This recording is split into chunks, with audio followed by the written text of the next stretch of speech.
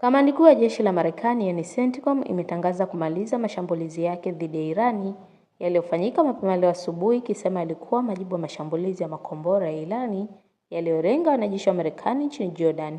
Kwa mujibu wa CENTCOM, operesheni hiyo ilimalizika majira saa 5 usiku kwa saa za Marekani na ililenga maeneo yanayodhibitiwa na Jeshi la Walinzi wa Mapinduzi ya Kiislamu nchini Iran yani IRGC, ikiwemo vituo vya uongozi wa kijeshi, maeneo ya kuhifadhi makombora na ndege zisizo na rubani, vituo vya ufuatiliaji pamoja na uwezo wa kijeshi wa majini.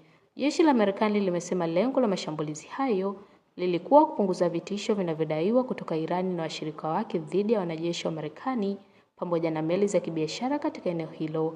Hata hivyo, mamlaka katika kisiwa cha Qashem nchini Irani zimesema nyumba moja yenye wakazi watatu ililengwa katika mashambulizi hayo. Shirika la habari la Iran Fars News Agency limeripoti kuwa watu watatu wameuawa na wengine wawili kujeruhiwa. Kwa mujibu wa maafisa wa afya, waliouawa ni familia moja, mama, baba na watoto wao mwenye umri wa miaka 2 baada ya nyumba yao kulipuliwa katika eneo la Chantu mjini Qashem. Watoto wengine wawili waliokuwa ndani ya nyumba hiyo walijeruhiwa na kupelekwa hospitalini kwa matibabu, kwa mujibu wa taarifa za BBC Persian.